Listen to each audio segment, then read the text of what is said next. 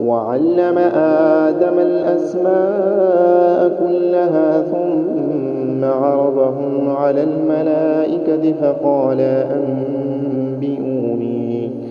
فقال أنبئوني بأسماء هؤلاء إن كنتم صادقين.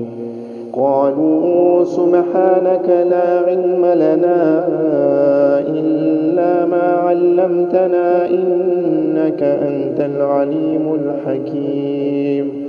قال يا آدم أنبئهم بأسمائهم فلما أنبأهم بأسمائهم قال ألم أقل لكم إني أعلم غيب السماوات والأرض وأعلم ما تبدون وما كنتم تكتمون.